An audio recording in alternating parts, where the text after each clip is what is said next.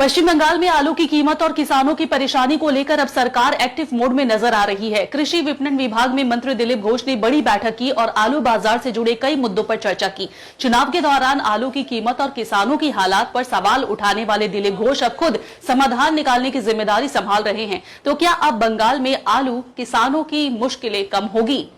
चुनाव में उठाया था सवाल, अब सत्ता में आकर उसी आलू संकट को सुलझाने की चुनौती।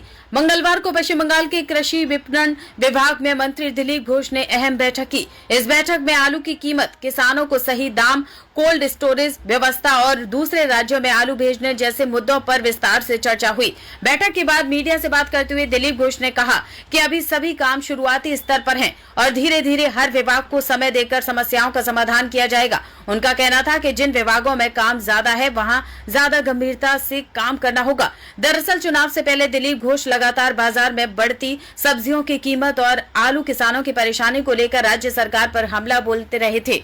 उन्होंने आरोप लगाया था कि सरकार दूसरे राज्यों में आलू भेजने की अनुमति नहीं दे रही, जिसकी वजह से किसानों को भारी नुकसान उठाना पड़ रहा है। उन्होंने यह भी कहा था कि कई जगह किसानों को 6 से 7 रुपए किलो के हिसाब से आलू बेचना पड़ रहा है, जिससे खेती की लागत तक नहीं निकल पा रही। साथ ही उन्होंने दावा किया था कि आलू खराब होने के बावजूद किसानों को बाजार में सही तरीके से बेचने का मौका नहीं मिल रहा है।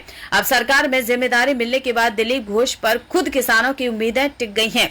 कृषि विपणन विभाग में हुई इस बैठक को उसी दिशा में पहला कदम माना जा रहा है। सूत्रों के मुताबिक सरकार अब आलू की सप्लाई व्यवस्था, कोल्ड स्टोरेज क्षमता और बाजार नियंत्रण को लेकर नई रणनीति बना सकती है, ताकि किसानों को नुकसान कम हो और बाजार में कीमतों पर भी संतुलन बना रहे।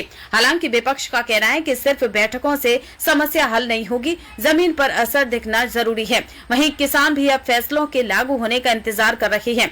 अब सबसे बड़ा सवाल यही है कि क्या बंगाल में आलू की राजनीति अब किसानों को राहत दिलाएगी या फिर यह मुद्दा आगे भी सियासी बहस का हिस्सा बना रहेगा। पंचायत दफ्तरे গেছিলাম, ওখানকার যিনি সেক্রেটারি এবং বাকি অফিসারদের সঙ্গে কথা বললাম। কাজকর্ম কতগুলো ডিপার্টমেন্ট আছে, অনেক বড় ব্যাপার, আর কার কি কাজ আছে, সমস্যা কি আছে, এই নিয়ে কথা হলো। আমি বললাম যে ঠিক আছে, এবারে তো পঞ্চায়েত তো এখানে বসে হবে না, পঞ্চায়েতে যেতে হবে, গ্রামে গিয়ে আপনাদের সঙ্গে গিয়ে জেলায় বসে আমরা ওখানকার সমস্যার সমাধান করব। তো সেই কথা হয়েছে। কাল একটা প্রাইমারি ক্লাস আমার হয়েছে, আজকে এখানে এলাম। মিনা সাহেব আছেন সেক্রেটারি, তো ডিপার্টমেন্ট আছে যারা অফিসার, তাদের সঙ্গে কথা হলো।